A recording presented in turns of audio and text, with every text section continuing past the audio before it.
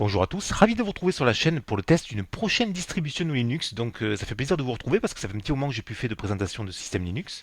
Donc là on se retrouve en fait pour une sorte de pré-bêta de la Ubuntu Mate 18.04 Bionic Beaver. Donc c'est l'édition Mate, hein, vous connaissez maintenant, de la prochaine Ubuntu qui sortira au mois d'avril 2018, qui sera une version LTS et qui devrait être maintenue normalement jusqu'en 2023.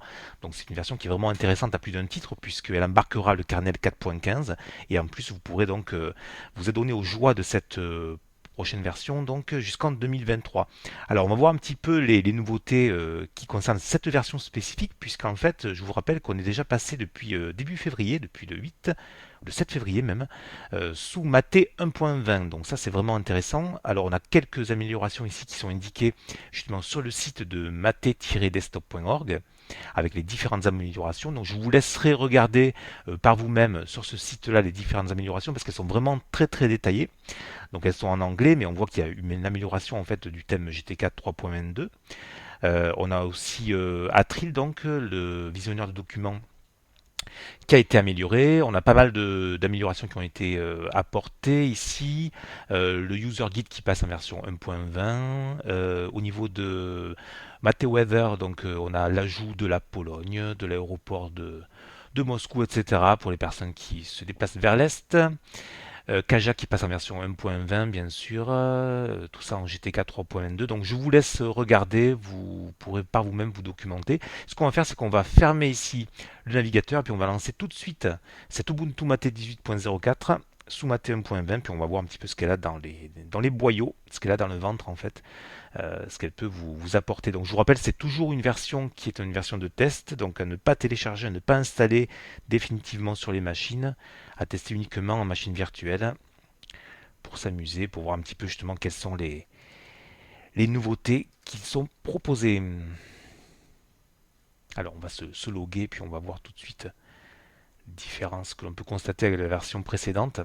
Alors Ubuntu Mate qui continue son petit bonhomme de chemin, hein, puisque vous savez qu'au départ, en fait, c'était une version qui était une version qui n'était pas du tout communautaire, qui était développée à côté des autres versions d'Ubuntu, hein, que sont les Xubuntu, Kubuntu, etc. Et puis elle a tellement eu de succès, cette version Ubuntu Mate, que finalement elle a pu rentrer, faire partie justement des versions officielles, on va dire, d'Ubuntu. Et moi je suis très content par rapport à cette évolution, parce qu'en fait j'avais testé cette version, me semble-t-il, en 2013, fin 2013, début 2014. J'étais resté justement en dur sur mon PC avec cette version d'Ubuntu Mate pendant plus de 6 mois et j'étais vraiment ravi déjà à l'époque de ce qu'elle proposait. Et là, en fait, je vois que plus le temps passe, et bien plus elle gagne en maturité et plus elle s'étoffe. Donc, c'est vraiment intéressant pour cette version, d'avoir une autre vision, on va dire, des choses. Surtout que à l'époque, Unity 7 commençait un petit peu à battre de l'aile. Les personnes en fait attendaient l'Arlésienne Unity 8, et puis ça ne venait pas. Donc je pense que pas mal de personnes en fait se sont tout simplement rabattues sur cette version d'Ubuntu Mate. Alors peut-être par défaut au départ, et puis ensuite, ben, vu les qualités qu'elle possède, je pense que les gens sont tout simplement restés fidèles à cette version d'Ubuntu Mate. Alors, sur cette version 18.04, qu'est-ce qu'on retrouve? Eh bien, l'écran principal, un écran de bienvenue, assez classique chez Ubuntu Mate, avec une introduction. Donc, on a tout simplement, voilà, on va nous indiquer qu'est-ce qu'Ubuntu Mate, hein, on va nous expliquer, voilà, Ubuntu Mate est un système d'exploitation, hein, voilà, un logiciel qui permet de faire fonctionner votre ordinateur. Donc là, on a vraiment pour les débutants un texte, on va dire, d'introduction qui vraiment va les réconforter, qui va leur expliquer un petit peu en quoi consiste Ubuntu Mate. Ensuite, on a quelques explications concernant l'environnement pour que les personnes ne se trouvent pas perdues, parce que c'est vrai que lorsque l'on migre par exemple de Windows ou de d'iOS sur un système Linux, on n'a pas forcément en fait tout de suite les réflexes, hein, comme toute personne qui change de système. Ça peut au départ être assez contraignant, assez une source on va dire de stress, hein, ou d'anxiété. Et là en fait on a tout simplement bien voilà une présentation du bureau maté avec les différents on va dire outils, hein, de maté que l'on reconnaît ici, Kaja, Gcalculator, Ngrampa, l'excellent Ngrampa, la visionneuse d'images, Ace of Mate, le visionneur de documents, PDF, hein, ça c'est vraiment indispensable à Trill, et puis après on a les outils système, hein, pour vérifier la consommation de ressources. Alors la consommation de ressources, ben, on peut la tester tout de suite. On va jeter un petit coup d'œil. On va ouvrir notre ami le terminal. On va déjà voir quelle est la version du noyau. Alors j'en ai parlé en début de vidéo, donc on est sur une version 4.15 du noyau, hein. C'est la version qui équipera la version d'Ubuntu classique, donc noyau 4.15, tout beau, tout frais, tout neuf. Vous voyez qu'il est sorti le 13 février 2018, donc il est vraiment tout récent. Puis on va faire un petit hashtop pour voir quelles sont les consommations de ressources. Donc vous voyez qu'au démarrage sur cette Ubuntu Bionic Beaver Mate, on est à 454 mégas de mémoire vive consommée sur 2 gigas. Alors j'ai mis 2 gigas sur la VM, sur la machine virtuelle. Mais vous voyez que c'est pas énorme, hein, je trouve que c'est assez correct. Les versions précédentes de Mate m'avaient assez déçu à ce niveau-là il y a encore quelques années. Je trouve que Mate en fait devenait assez gourmand, assez on va dire gargantuesque. Et là en fait ils ont réussi à descendre en dessous des 500 mégas. Donc là on vient de démarrer, hein, on n'a pas de logiciel ouvert hormis le terminal, plus l'écran de bienvenue. Donc bon, 400 mégas, je trouve ça assez raisonnable. Ça peut être utilisé sur un core de duo, donc du dual core avec 2 Go de RAM, c'est largement suffisant pour faire tourner ce système. Alors on va fermer le terminal proprement, donc on va appuyer sur la touche Q ici, et puis bon voilà, après on se retrouve ici avec un système assez classique. Vous voyez qu'on est bien sur une version Mate 1.20, donc tous les outils logiciels ont été mis à jour. Au niveau de Firefox, je crois qu'on est sur une version 57, me semble-t-il. Alors pour une version pré-bêta, je vous signale que la bêta en fait ne sortira que dans la nuit du 7 au 8 mars 2018. Donc là on n'est pas encore sur une bêta, hein, on est sur une fin de version alpha. Lorsqu'on fait l'installation en français, eh bien on a le plaisir justement d'avoir tout francisé. Donc ça c'est vraiment plutôt agréable. Je pense qu'il y a pas mal de distributions qui devraient en prendre de la graine. Voilà, donc on est bien sur Firefox Quantum, version donc 57. Oui, je disais donc très très agréable de pouvoir faire une installation, puis d'ouvrir le logiciel et de se dire ah ben voilà, tout est francisé, Firefox est francisé. Les dossiers, donc comme vous pouvez le voir ici, eh bien également, ils sont francisés.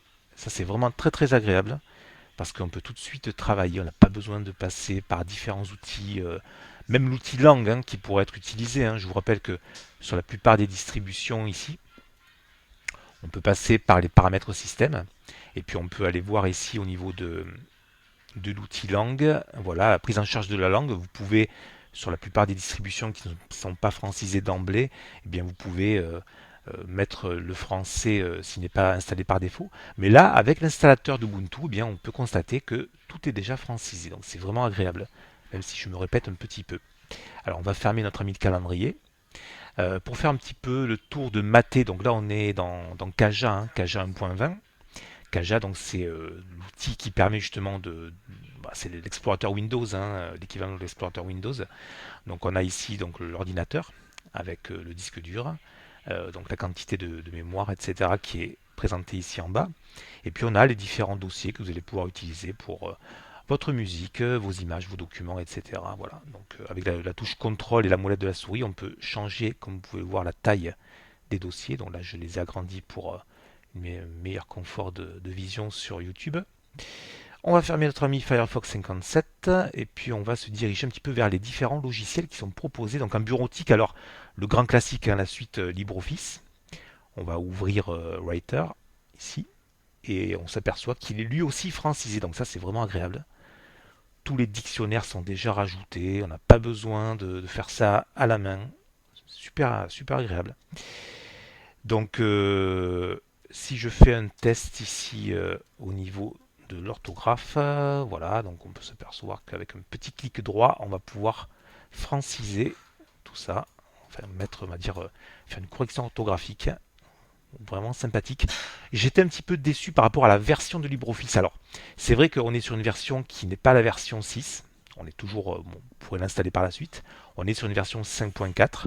Mais bon, c'est une version qui est éprouvée, qui est stable, donc qui fait le métier, qui fait le boulot. Donc libre à vous de pouvoir l'utiliser après. Donc je ne vais pas sauvegarder. Alors vous voyez qu'il y a encore quelques petites traces de franglais. Mais bon, on est sur une version pré-bêta, hein, comme je disais. Le centre de contrôle, nous l'avons vu. La version de Mate, ben, elle est ici, hein, Mate 1.20, comme je disais. Alors, point intéressant au niveau de VLC. Donc on se retrouve avec une version de VLC qui est la version 3.0. Donc ça c'est plutôt cool en fait. Voilà, on se retrouve avec la version Vetinari de VLC. Donc ça c'est plutôt sympathique. Euh, Certaines distributions sont restées sur les versions précédentes. Donc si on peut basculer en version 3.0, pourquoi pas. Ensuite, au niveau d'Internet, on a vu qu'on avait Firefox, on a Thunderbird, on a Transmission bien sûr, Cheese pour la webcam, Brasero pour la gravure de CD, DVD, Rhythm and Box pour votre musique. On peut ouvrir un petit peu Rhythm and Box. Voilà, c'est là où vous pourrez classer votre musicothèque. Je ne sais pas si on dit musicothèque, enfin tout ce qui concerne vos chanteurs et groupes préférés. En graphisme, on a LibreOffice Draw, on a l'outil Simple Scan pour le scanner, on a Shotwell pour les images. Alors oui, on est quand même bien équipé d'emblée sans que ce soit surchargé, hein. Moi, je trouve que c'est plutôt sympa à ce niveau-là. On a pas mal de logiciels qui sont déjà préinstallés, mais on n'est pas vraiment sur une Logitech à la KDE où on a énormément de logiciels préinstallés, même si on peut bien sûr installer KDE base, hein. Ce que je vous conseille d'ailleurs lorsque vous installez une version de KDE, préférez installer KDE base et après vous rajoutez vos propres logiciels plutôt que d'avoir forcément des gigas et des gigas de données qui sont pris par des logiciels que vous n'ouvrirez peut-être probablement jamais. Voilà, après on a calculatrice de maths, on a Planck, donc pour tout simplement rajouter, voilà ici, hein, on rajoute notre ami le doc pour pouvoir lancer tout simplement. Ici, voilà, on peut lancer des logiciels comme ça avec Planck. Voilà. Bon, ça imite un petit peu les outils d'iOS. Je suis pas forcément pour les copies de systèmes déjà existants. Je trouve que quand on passe sous Linux, en fait, on aime bien avoir utiliser pleinement les outils de base sans forcément singer les autres systèmes, hein. Ensuite, on peut passer. Ah oui, alors au niveau de l'apparence, ça c'est plutôt sympa. Donc, on a Math et Tweak. Ici, donc, on a la possibilité d'afficher, hein, les différents. Alors, le poste de travail, hein, qui est nommé ici ordinateur, la corbeille que l'on peut afficher également, les réseaux, etc., les volumes montés, ça c'est plutôt bien, pour tout ce qui est clé USB, disque dur externe. Ce que vous pouvez rajouter aussi, c'est tout simplement voilà, modifier le tableau de bord, l'interface. Alors au niveau du tableau de bord, ce qui est plutôt bien, c'est que là on est sur le tableau de bord traditionnel, hein, avec les différentes catégories qui s'ouvrent et qui se déplacent. Par contre, après, au niveau des différentes dispositions, on peut utiliser, alors on a Mutiny, je ne sais pas si vous connaissez Mutiny, si on clique dessus, en fait, on va avoir une copie, on va dire, de Unity façon mathé. Donc ça, c'est le clin d'œil des équipes de mathé à Unity. Donc on se retrouve ici avec voilà, l'équivalent de Unity avec l'accès aux différents logiciels. Voilà, donc ça rappelle GNOME, hein. Donc, alors je vous rappelle qu'on est sous Maté, mais si vous mettez Unity, vous vous retrouvez avec une sorte de Maté mixé avec GNOME. Bon, faut aimer. Moi, j'avoue que non, c'est désolé, c'est pas ma tasse de thé. Donc, c'est pas quelque chose que j'apprécie particulièrement. Donc, on va revenir ici. Donc, si vous êtes coincé, hein, vous vous retrouvez là-dessus. Ah, comment je peux faire pour revenir? On va cliquer sur Maté Tweak. Puis on va revenir sur le tableau de bord et on va remettre, par exemple, alors Redmond, ça fait référence à Microsoft. Pour les gens qui veulent retrouver une référence, voilà, donc on se retrouve avec le menu démarrer à la Windows en bas à gauche. C'est pas mal, ça fonctionne bien, voilà, c'est assez rassurant. On a le menu en bas à gauche ici, bon, pourquoi pas. Modifier le menu, voilà, donc vous pouvez modifier les différents menus, rajouter des logiciels, etc. Tiens, d'ailleurs, j'ai deux, voilà, ma petite week, je sais pas pourquoi. Bon, après on a Panthéon, Netbook, Cupertino. Cupertino, je pense que qu'est-ce que ça va rajouter Cupertino? Petit clin d'œil à Apple, ça va nous rajouter peut-être, ah ben voilà, ça nous rajoute le dock en bas ici, qui va bien. Bon, personnellement, moi je préfère rester sur le traditionnel. Je trouve que Maté se suffit à lui-même, il est assez sympa à ce niveau-là. Voilà, tac, ici, voilà. les différents emplacements. Donc ça c'est assez pratique comme raccourci pour pouvoir tout de suite aller voir sa musique, ses images, les vidéos, etc. Les mises à jour du système, on pourra aller faire un tour à ce niveau-là. Je vais quand même vérifier au niveau des préférences mon matériel. Alors c'est là où vous avez réglé l'affichage, le clavier. Éventuellement rajouter des pilotes. Moi je tourne sous AMD, donc j'ai pas eu de problème au niveau de l'affichage. Après c'est une machine virtuelle, il faudra tester en dur. Voilà, différentes apparences. Bon là on est sur du GTK, hein, donc on va pouvoir changer l'apparence hein, de maté, des thèmes peut-être un peu plus sombres si vous aimez ça. Voilà, on est sur des thèmes un peu plus sombres. Moi j'aime bien les thèmes assez sombres aussi. Je trouve ça assez reposant, on va dire, surtout le soir. Bon, le centre de contrôle, on y était tout à l'heure, avec une version un peu plus sombre, voilà. Donc, alors, centre de contrôle que je trouve vraiment très, très bien fait par rapport à Windows 10 aujourd'hui, où j'ai du mal à m'y retrouver, même si le Windows 10 est assez s'améliore on va dire, de version en version. Mais je trouve que c'est beaucoup plus clair ici, en fait. Vous voyez, on a vraiment la partie admin, matériel, réseau, tout apparaît sur une seule fenêtre, c'est vrai, vraiment sympa. Ah oui, on va aller faire un tour dans la boutique. Donc on va aller sur la...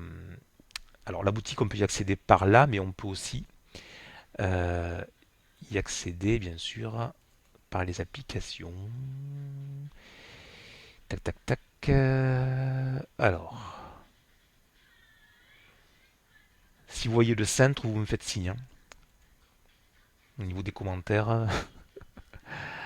Ah, je me suis trompé. En fait, c'est pas là. C'est ils ont mis dans l'administration.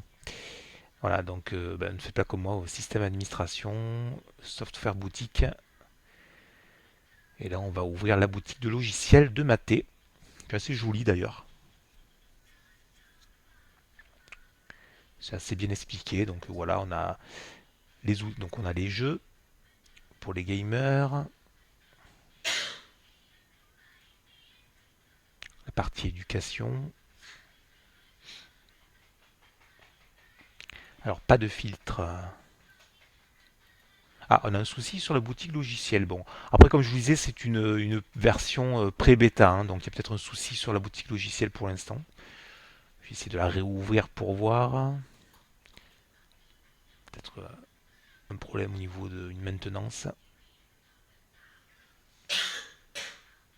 Ben, comme ça au moins vous aurez vu que la version n'est pas tout à fait finalisée. Alors la boutique de logiciels, éducation. Désolé, bienvenue n'a pas pu afficher des logiciels compatibles dans cette catégorie. Récupérer des logiciels plus récents. Bon, mais écoutez, préversion oblige, on a aussi des bugs, hein. Vous savez que c'est pas encore terminé tout ça. On va terminer peut-être par le... Tac, tac, tac, tac. Non, je voulais vérifier ici. Je voulais juste vérifier en fait les mises à jour. Clac, clac, clac. Le centre de mise à jour. Donc prise en charge de la langue, Matetweak. Donc à propos de moi, hein, ça vous renvoie tout simplement à l'utilisateur. Là vous changez les icônes, voilà, vous mettez ce que vous voulez. Hop, vous pouvez même en télécharger si ça vous plaît. Configuration du pare-feu, l'outil son, quand vous utilisez micro, casque, etc. Les pilotes, on les a vus, et le gestionnaire de mise à jour, il était là. Alors, gestionnaire de mise à jour, donc là il est en train de faire une recherche au niveau des mises à jour. Alors comme je viens de récupérer l'ISO, je ne vais pas avoir énormément de mises à jour, à part peut-être quelques kilooctets en train d'aller chercher sur Ubuntu Bionic Beaver, eh bien les mises à jour, donc vous voyez que tout est à jour ici. Alors du coup, Bionic Beaver, qu'est-ce que c'était en fait? C'était le castor bionique, c'est ça? C'est le castor qui valait 3 milliards. On va quand même regarder Bionic Beaver. Comme ça, on va pouvoir tester un petit peu. Ben voilà, il est là notre castor. Castor bionique. Donc qui sortira au mois d'avril hein, en version définitive, je vous le rappelle, en version bêta le 7. Donc ne vous amusez pas surtout à installer ce genre de système définitivement ou ne l'installer à personne parce que, comme vous avez pu voir, il y a un bug au niveau de l'achat de la boutique software qui sera peut-être résolu d'ici quelques heures, quelques jours. Il est sympa ce castor là. Bon, on va fermer notre ami le castor bionique. On va terminer par les fonds d'écran en fait que vous pourrez utiliser. Donc, alors les fonds d'écran, on en a plusieurs qui sont sympas. Donc, on a les classiques de chez Maté avec la coccinelle, les grands plans. Voilà, ceux-là on les connaît par cœur, hein. Ça fait des années qu'ils sont présents. On fait tour sur les nouveaux fonds d'écran qui sont assez cool. Donc, la montagne ici. Ben, comme c'est la saison de ski, donc pour ceux qui ont la chance d'y aller, voilà, ben, je vous souhaite bonne saison de ski. Ensuite, on passe ici sur un gros plan sur une vitre avec des gouttes. Celui-ci est assez sympa, moi, c'est mon préféré en fait, avec la montagne, le sentier ici. Une sorte d'aurore boréale ici, assez joli. Et puis celui qui est assez nouveau et je trouve assez, j'allais dire assez rebelle, parce qu'en fait il y a ma fille à côté, c'est pour ça, donc elle est en train de me faire des signes. Donc comme c'est les vacances, en fait, il y a du monde à la maison, si vous entendez du bruit. Donc en fait voilà, donc on a celui-là qui je trouve assez sympa en fait, avec des couleurs de maté. Du dégradé, du noir, et puis le logo de Maté, moi je trouve assez sympathique celui-ci. Euh, Celui-ci est assez joli aussi. Voilà, et puis après on retrouve les grands classiques de chez Maté avec les différents dégradés ici. Puis les tags ici, aussi assez sympa. Et celui qui est officiel, en fait, je crois que c'est celui-ci. Quand vous démarrez le système et vous tomberez sur celui-là, là on a la version avec le logo et la version logo plus Ubuntu Mate qui est précisée. Voilà. Bon, je crois qu'on a fait le tour des différents fonds d'écran. Je vais revenir sur celui qui est assez sympathique pour finir la vidéo.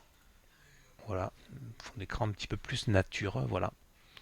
Et on a l'outil météo. Alors je sais pas pourquoi l'outil météo en fait il a disparu ici. On va revenir sur admin, préférences, préférences, apparence. On va revenir sur Matetweak. Voilà. Ensuite on va se mettre sur tableau de bord. On va se mettre tac tac tac, fenêtre interface. Non, c'est sur le thème. Alors thème ambiante maté.